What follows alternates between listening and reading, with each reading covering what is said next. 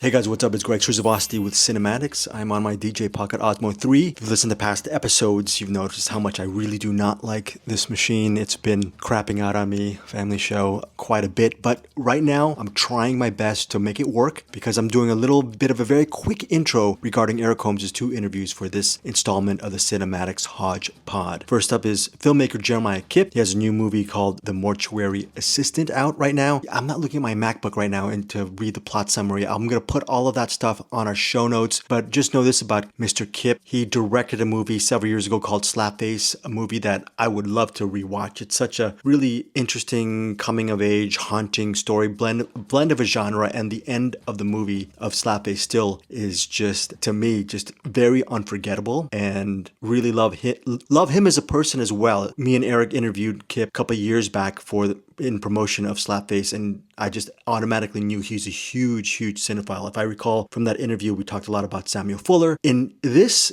installment with his interview with Erik Holmes, they talk about, of course, The Mortuary Assistant, which hits theaters, I believe, on Friday, February 13th. And also, in the interview, he talks about Phantasm and a couple of other film references. I'm trying to remember what he talks about. Phantasm from Don Coscarelli, that's director Don Coscarelli, and he references other movies as well. The Silent Hill franchise, what worked or what didn't work about that franchise. The reason why Silent Hill is mentioned is because The Mortuary Assistant, the movie is based as an adaptation of the acclaimed and popular video game of the same name. I have not played the video game or seen Kipp's latest film. Really excited to, and just everything aside, he is a huge cinephile, and he's one of those directors I actually personally, because I consider him a colleague, and if he was probably in town, probably would be a friend of mine as well. I consider him a friend, but he's so busy. We've never hung out in person, but I consider a lot of cinephiles in CinemAddicts our brethren, and he is in many ways one of us. I'm really hoping that I enjoy the Mortuary Assistant as much as Slapface. I know Erik Holmes, he's going to review it this week on CinemAddicts. He's going to give it a really good review. You can tell from the interview he was really excited to talk to Jeremiah, not because he's a colleague and a friend, but because he really enjoyed the movie as well. I hope I hold the same reaction for The Mortuary Assistant.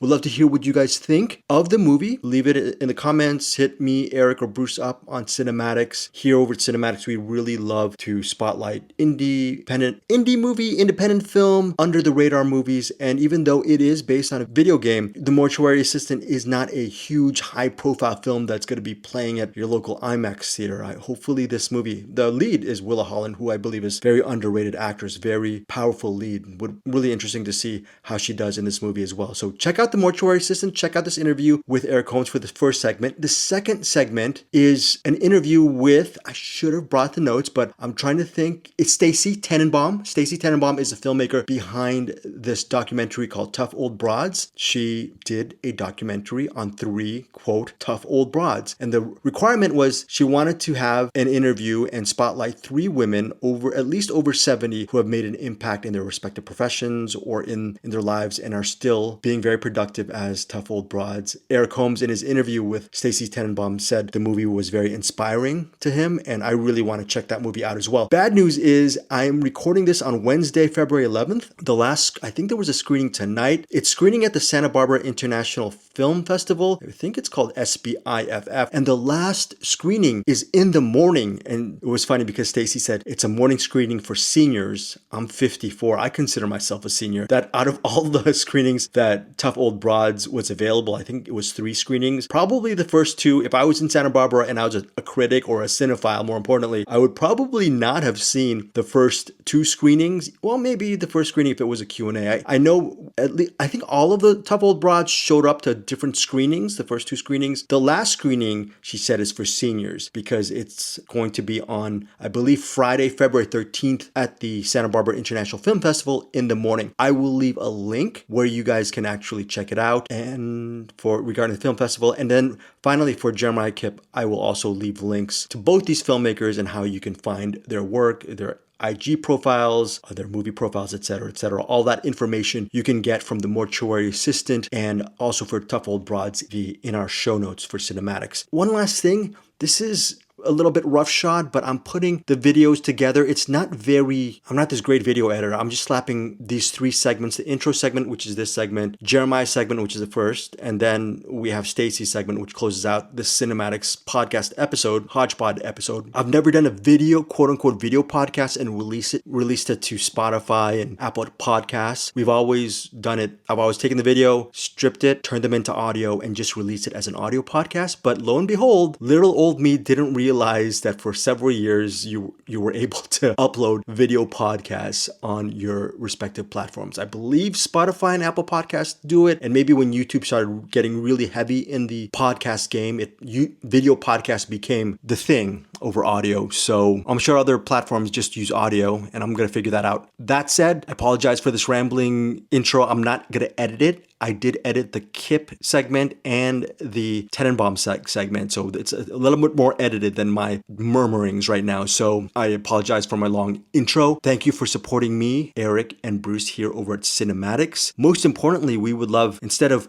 supporting us, and you can do all that stuff, like our podcast or subscribe or however you do it, as long as you're listening, and hopefully we're giving you guys a little bit more insights on the movies that are coming out on a given week. And Erik, with all his hard work, is also spotlighting and interview a lot of filmmakers and actors who are promoting their respective projects. So thank you so much for supporting us three here on CinemAddicts. Again, most importantly, search out these wonderful movies. Let us know what you think. The Mortuary Assistant, Tough Old Broads. First up is Jeremiah Kipp. I'm not going to do a transition double intro, so you're not going to have to see my stupid face and my rubblings in the transition. So thanks again for your support. And then again, after Jeremiah, we have Stacey Tenenbaum for Tough Old Broads. If you're around Santa Barbara International Film Festival for Friday, February 13th, check that one out as well. Take care, guys. And I will be back in a couple of days as Erik and I review the movies this week. Like I said, I haven't seen The Mortuary Assistant. We're recording it the episode in less than 24 hours. I will see the movie by then, and maybe me and Erik will do a spoilerific review of The Mortuary Assistant.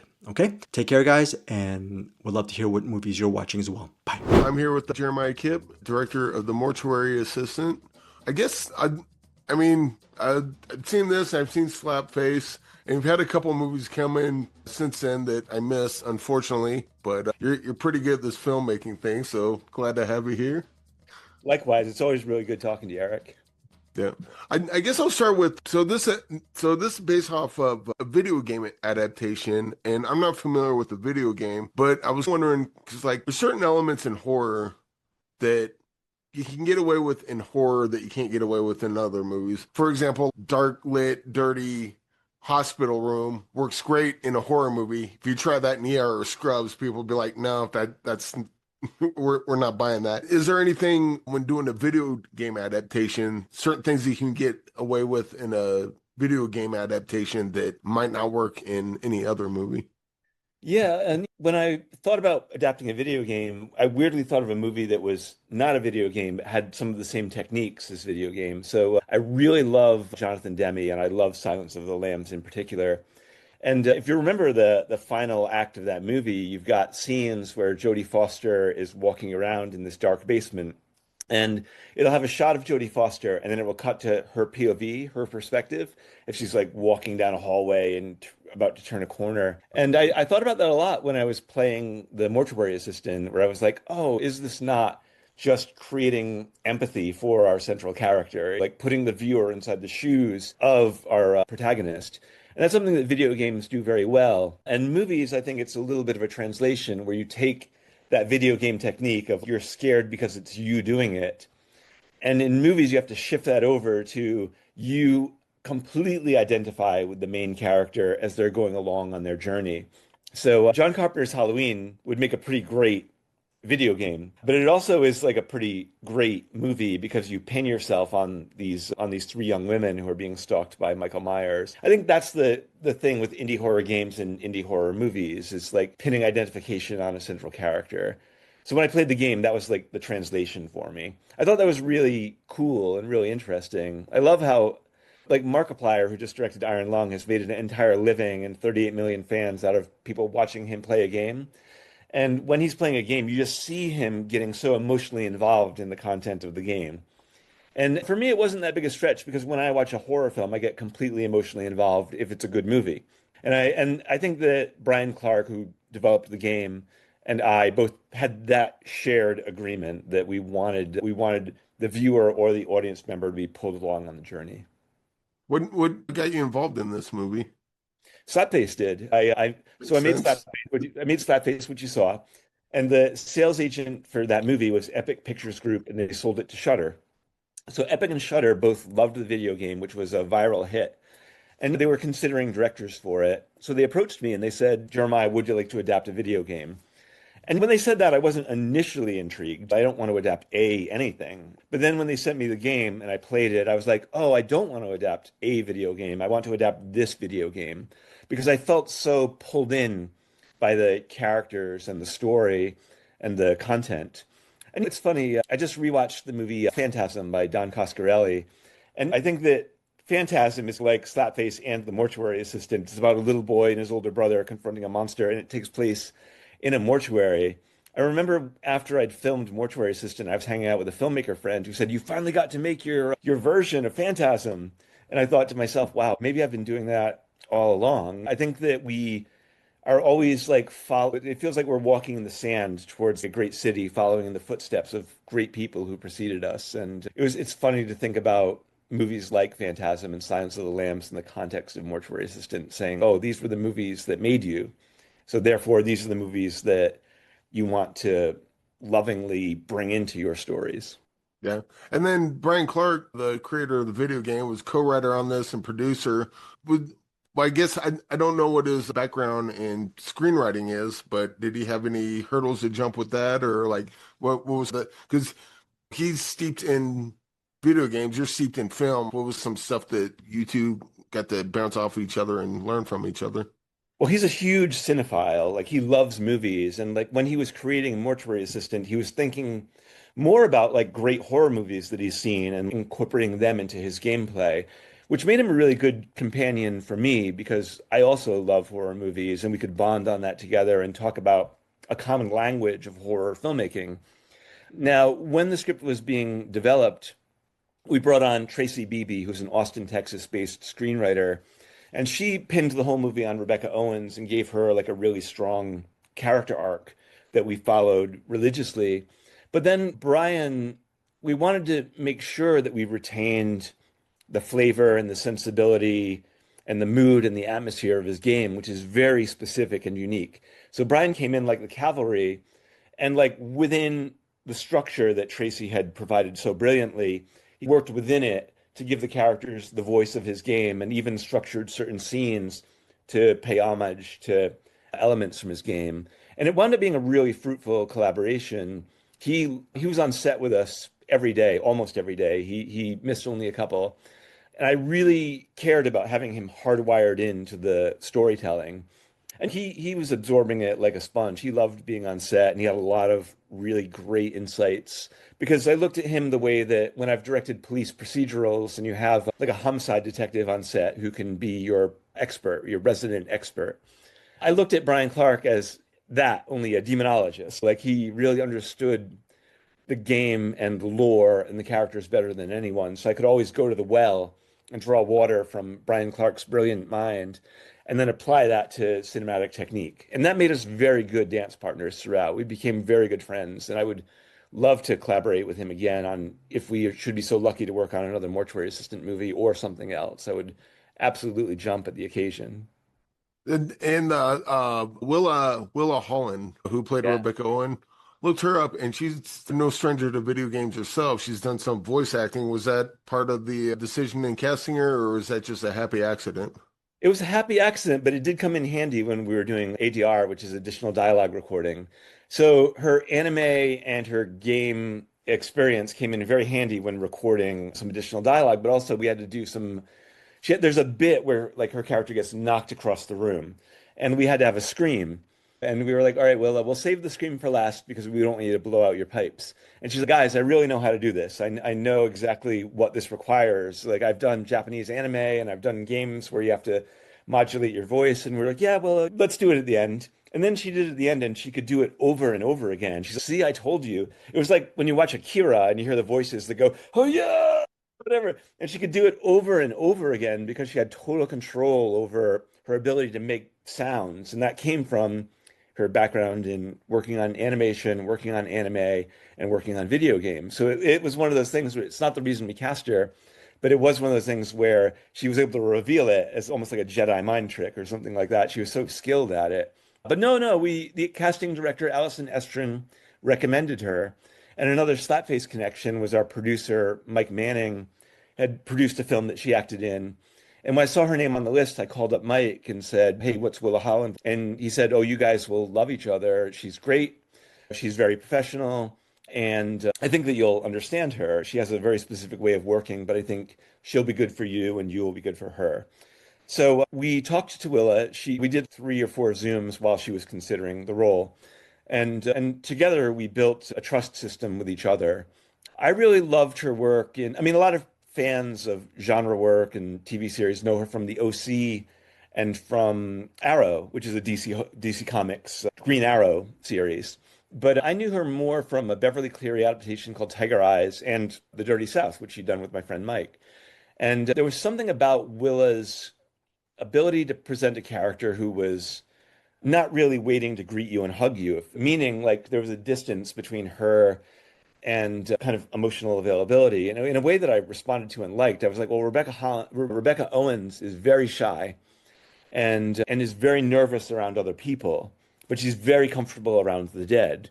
And the more I talked to Willa, the more I saw how much she identified with Rebecca, because Rebecca Owens was denied her childhood. Like she had a very terrible things happen to her when she was a kid, and she suffers from drug addiction. And Willa was like, yeah, my entire childhood was not there because when she was 6 years old, she was on movie sets surrounded by 300 dudes in baseball caps with lenses pointed at her. So she was on set and playing in a sandbox in an imaginary dream world more than she was in school. And in that sense, she feels like she was denied a little bit of reality. And she was like, I think that's where Rebecca Owens walks. And I think that's something I'd like to bring into the character. And I found that it made Rebecca very sympathetic to me. It's like anything where someone's allowed to be vulnerable and at the same time be forced to be brave because of extenuating circumstances. That's the kind of protagonist for me. And I thought Willa was absolutely great. Yeah, also with that character, like given the whole sort of idea of this, like there's, I guess, unreliable narrators, a good way to put it. Like She is shaky. she's not just playing the character, she's like playing different levels of her character through different. We'll just leave it there, but you know what I'm getting at. Yeah, I mean, I think that's to do with some of the themes of addiction and depression. I mean, so Rebecca Owens has a lot of problems in her life, and that's why the demons attach themselves to her because she is shaky. And in that shakiness, like time slips and reality slips, and she starts like becoming possessed and acting truly bizarre. And I think that Willa looked at those scenes where she's not just playing Rebecca Owens, she's playing an entity inhabiting her. She was interested in those elements as, well, what if the intrusive voices in your head when you're depressed are the ones that are speaking out loud? And I think she grounded her character in that kind of intent when she was playing the demonic version of Rebecca. That was all that kind of stuff. Was that in the video game that got transferred to here, or was that stuff that you added to the story of the movie itself? In the game, Rebecca is constantly being assaulted by these spirits, and they're constantly trying to attack her in her mind and in her heart. And sometimes they do take her over. There are scenes in the game where Rebecca is completely overtaken by these entities and has to battle her way out. No, I was talking about like the drug addiction kind of Oh angle yeah, to that's it. in the game too. No, that's Okay. that story in the game also, which is something I really liked. Like the thing that was really great about adapting this game into a movie is that much like The Last of Us, it had fully realized characters with strong backstories and really interesting story arcs that build to the conclusion of the game. When you play The Last of Us, it's like even before the HBO series came out, it felt like watching an HBO series because the characters were so fully realized, the adventure was so, I mean, it felt in some ways like you were playing a movie or a series. And Mortuary Assistant in many ways felt like that too. You were like, oh, I can, that's why I enjoyed the adaptation of it so much, was we could bring so much of the ingredients of the game into a cinematic story. You were saying that when you were first got approached with this, you were kind of like, I don't know. And then it sounds the movie's great. Sounds like you had a great time making it and a real Oh, positive experience. After doing this, you look back on the other things you said no to. It's like, what could have been? Maybe if it well, just scratched the I mean, surface a bit. well, I said I was hesitant before I saw the game. They just said a video Okay. game and didn't tell me anything about it. And then the minute that I started playing the game, I was completely drawn in. But I will say that since making Mortuary Assistant, to really answer your question, like a lot of video games or a lot of projects that are based on video games have approached me and said, "Would you like to adapt our video game?" And I've been a little like hesitant there because I loved Mortuary Assistant. I loved the story, I loved the characters, I loved the world. And it's not that I wouldn't adapt another indie horror video game because there are a lot of them that are phenomenally great and would make fantastic films. But there are, I mean, I keep thinking about the video game problem. When I think about back when it all began, the OG video game problem is Super Mario Bros. And that movie, they're like, what do we do with this story? We'll just make it like Blade Runner, which is completely contrary to the entire world of that game. And then a movie like Doom is a great first-person shooter video game, but there's not a lot of story in that game. So in that movie, they're imposing characters and story and plot onto something that was more of an experiential game. So I'm like, I don't think all games should be made into movies. But that said, some games translate beautifully. And like The Last of Us was a good one. Josh Rubin did a great game into film movie called Werewolves Within, which I highly recommend. Josh Rubin's a Love that great movie. director. It's such a good film. I mean, you don't have to like, and like Werewolves Within was inspiring because with that movie too, I didn't know the game and I loved the film. And watching that, I was inspired. That was one where it's like with Mortuary Assistant, I was like, Brian Clark will be with me every step of the way, and we're going to honor every single aspect of the game. And we hope people who love the game respond to our movie. But I thought a lot about Josh Rubin, and I thought a lot about Werewolves Within, and I thought how great that movie was by itself. And I was like, Brian Clark empowered me in that way too. He said, make the film as good as you can, make the film its own strong, unique voice, and then it can exist right next to the game, and they can be traveling companions together. So Werewolves Within was inspirational. But I loved Iron Lung by Markiplier, and I'm really looking forward to Exit 8, which is coming out. I thought Markiplier's movie, that one felt really, it made me think about what's the key to making a good video game adaptation. It's, well, you have to care. You have to care about the contents of the game. Markiplier was so clearly passionate about Iron Lung and so clearly passionate about translating that game into a movie. And 2 hours and 7 minutes is very long, but I left that movie with a big smile on my face. It reminded me of like when first time filmmakers like George Romero on Night of the Living Dead and Stuart Gordon on Reanimator put everything they had into it because you might never get another chance to make a movie. Iron Lung felt like that. So some people are like, oh, it's indulgent. But I was like, no, I think it's that he's putting everything he's got into it. He loves this game so much. And that movie goes into weird Cronenbergian and Sam Raimi-esque places. It gets very gory by the end. So I was very happy to come out right after Mortuary Assistant's coming out on Friday the 13th and then to Shudder on March 27th. But I'm really happy that we're coming out after Iron Lung because it feels like we're all on the same trajectory of trying to tell indie horror games as a cinematic story and tell it with great passion. But I wouldn't do another video game unless I really, really, really loved the material as much as I loved Mortuary Assistant and as much as Markiplier loved Iron Lung. I mean, if they do Silent Hill, please do that because I'd love to I don't watch you know. do a Silent Hill. No, man, Silent Hill is tough because that game is one of the best horror games ever made, and they've never been able to crack the code of making it into a movie. And I think it's because that movie is also that game is experiential. There's so much in that game about like just walking around inside this foggy town and seeing these weird monsters out of the corner of your eye and stuff like that. So, and also I think there are too many cooks in the kitchen with the Silent Hill series. I think that they're trying to please too many masters. And on Iron Lung and on Mortuary Assistant, I felt like it was Markiplier and David Rusowski, and on Mortuary Assistant was me and Brian Clark. And we were very supported by Shudder and Epic. We were very empowered by them. They weren't, it felt more like we were making RoboCop than RoboCop 2. RoboCop was, nobody expected that movie. Like they just went out and made that movie. It's like, all right, do the best Robot Cop movie that you can, and they made a classic. And then RoboCop 2, like everybody had their fingerprints all over it. They were all like messing with it. And I feel like the Silent Hill series is like that for me.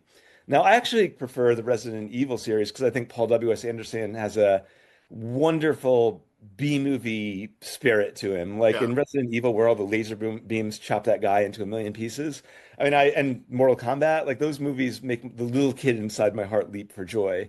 So Zach Cregger's is doing the new Resident Evil movie. And if you watch the ending of Weapons, you're like, this could be the best Resident Evil movie of all time. Yeah. Well, I think with Silent Hill, for example, like the story in the game is real esoteric and heady. And then More when like they David made the Lynch. movie, they're like, no, we got to explain everything. I'm like, that's not what's cool about it. You're removing the thing that's cool about it. The number one mistake, yeah, you don't over-explain anything. You let the viewer figure it out for themselves because viewers are extremely smart.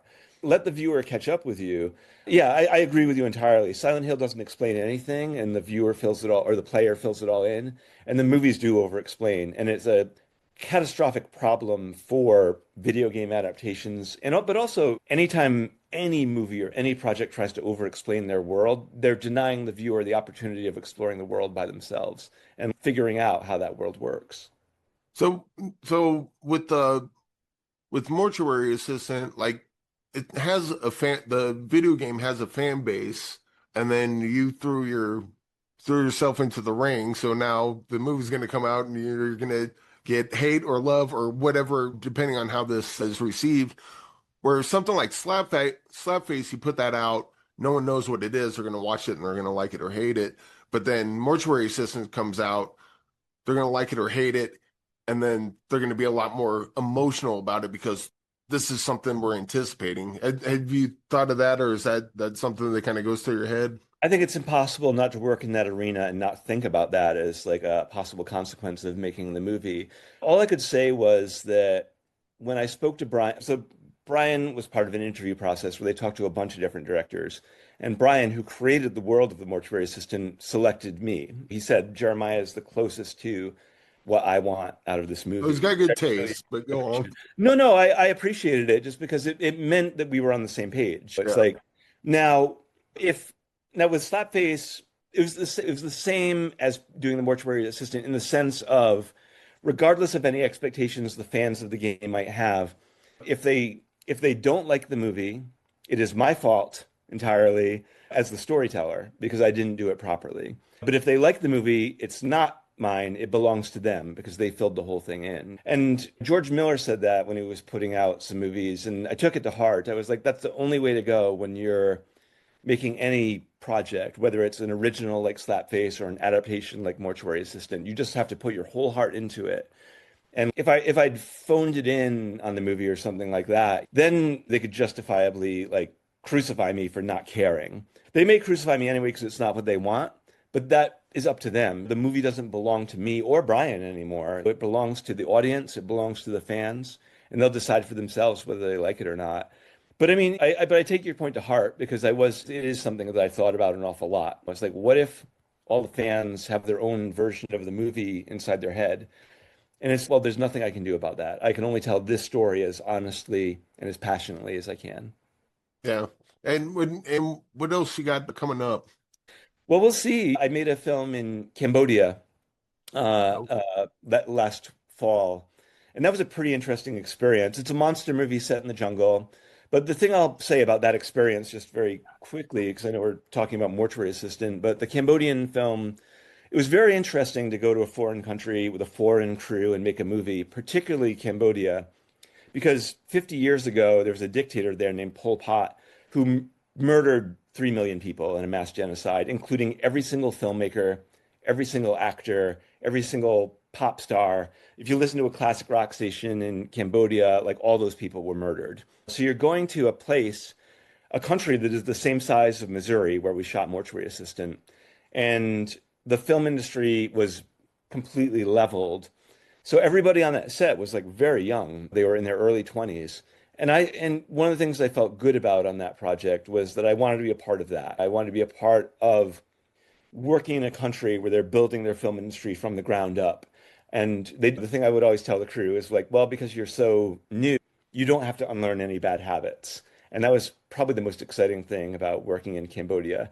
I also ate a spider in Cambodia and a snake mm. and cockroaches that were fried. That's a whole other story, but that's a horrific. On purpose, or someone trick you? I did it on purpose. Okay. Because they were like, "Ah, we eat the stuff regular," and I was like, "I want to have the Indiana Jones and the Nah, it's grab where you eat it. no." And you want to know what a spider tastes like? It tastes like barbecue. So, but Eric, I don't encourage you to eat any of those things, but you'll never have to prove your courage in any other way. I don't think I'll be. Well, I'm sure sleeping with my mouth open, I may have eaten hundreds of spiders in my lifetime. See, now we're tapping into the real horror. But I don't.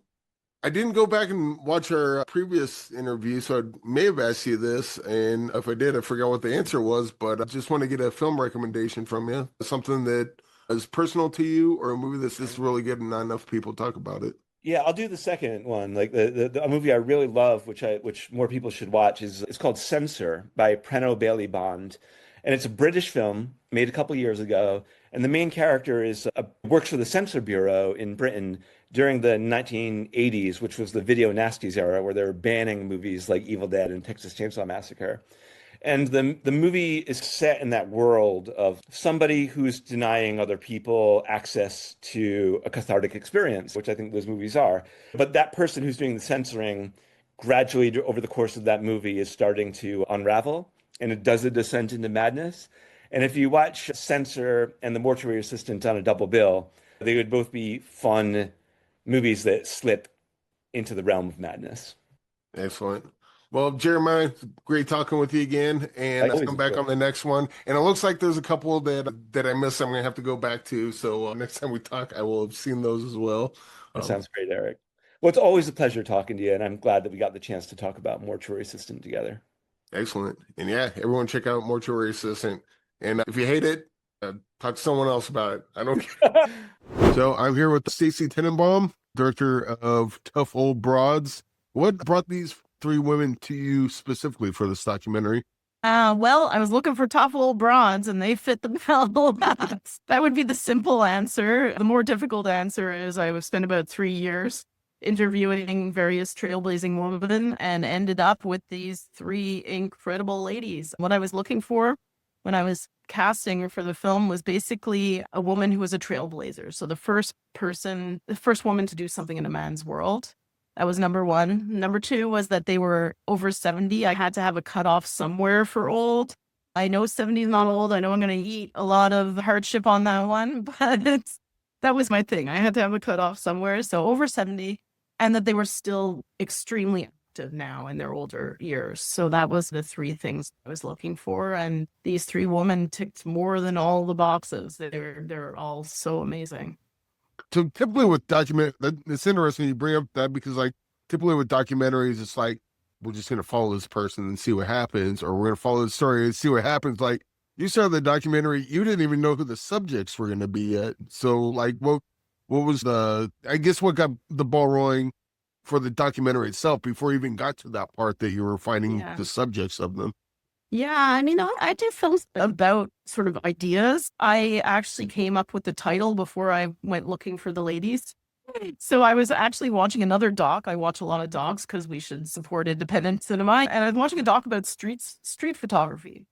And there were 5 street photographers that were in this doc. It was great. I even forget the title. I feel so bad for whoever it was that made this film. But they featured this woman called Jill Friedman, who was a street photographer in New York City in the 70s. And she would hang out with, she'd live in the fire station and go on all their calls. And then she was living with the police in New York and going on all their calls and taking photos of these extremely dangerous and gritty sort of encounters. And she was such a cool lady, and she was still doing this street photography in the film and up until she died. And I saw her and I was like, she's such a tough old broad, this lady, man. And then I was like, oh, tough old broads. Yeah, that's good. I want to make a film about tough old broads. So really it was the title that inspired me, and Jill Friedman, who was just an incredible older woman and amazing. Yeah. What were some challenges you had doing this? Because, I mean, well, first of all, like the three women you follow, I can't imagine they were challenged. The three of them seem like they'd be fun as hell to hang out with and just be around. But was there any filmmaking challenges that you've had along the way? Oh my goodness, so many.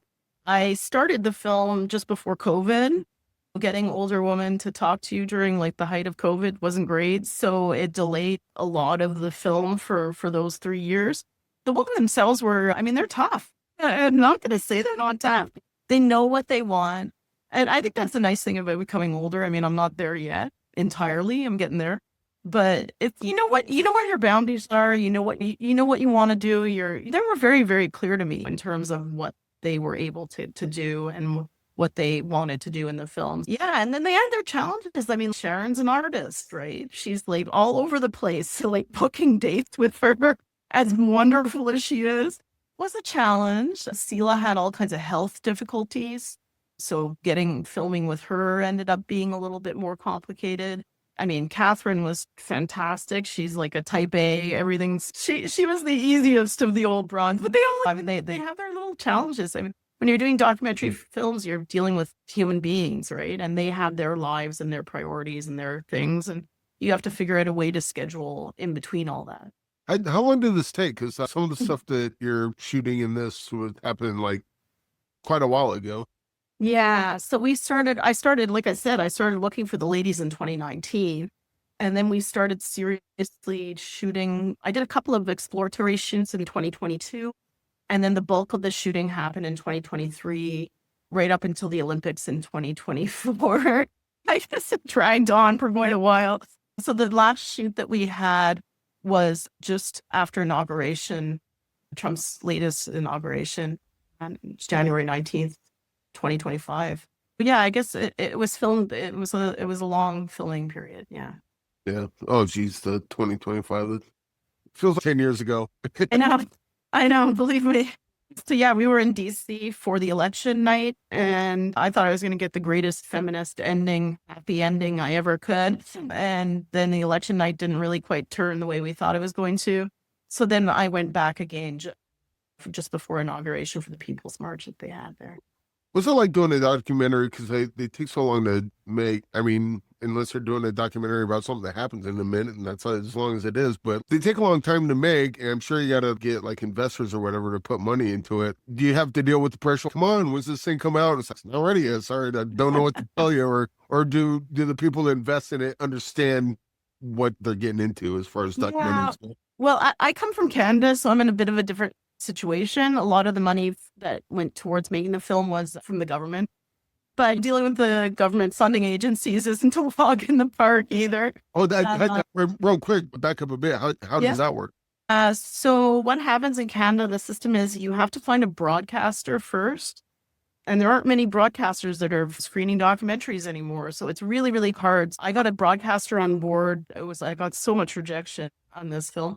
And then once you have a broadcaster, you apply for funding, and there's very onerous funding applications. And I got rejected the whole first year, so then I went back the second year, finally got my funding in. So it takes about 2 years to get everything nailed down. And then I did deliver the film a little bit late, but not anything out of the ordinary. So I think I sort of hit my targets. And it is going to be coming out in theaters across Canada March 8th for International Women's Day. And then it's going to be broadcast on TV on Mother's Day, which I think is really sweet. Oh, nice. Have you had a lot of people watch this so far? What kind of response have you got from it? Well, this is my world premiere. So I mean, like people like me, and I'm sure there's other people that have seen it. I mean, a little bit of feedback. Started to get press that I'm speaking with, and people seem to really respond to the film. I hope people like it. I mean, I've never seen it with an audience live before, so that's going to be just such a treat. So I have 3 screenings here in Santa Barbara, one tomorrow night at 5 p.m. I have one on February 11th, noon, and another one at 8 a.m., seniors hours, on February 13th. So that's going to be my first chance to really see how audiences are reacting to the film, which, I mean, you make a film for audiences, so I'm really excited for that and to see if it inspires people and makes them want to speak out and be active and advocate for change. Well, as someone that has seen it, let me give you a bit of feedback. Very inspiring. These women are cool as hell, and I want to hang out with all 3 of them. And the stuff that they do is amazing, and the way you present that is wonderful.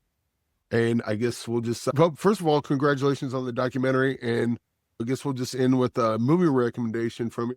Just a movie that you think is either personal to you or a movie this one's really good and no one talks about. Oh, geez.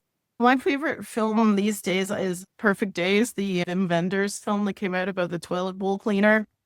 I know it sounds terrible, but I think it's a masterpiece of a film. It's about a guy who cleans toilets in Tokyo, and it's just beautiful. It's just a fantastically beautiful film. So, Wim Wenders, Perfect Days, that would be my perfect film right now. Excellent. Well, Stacey, thanks for joining me, and congratulations on the movie.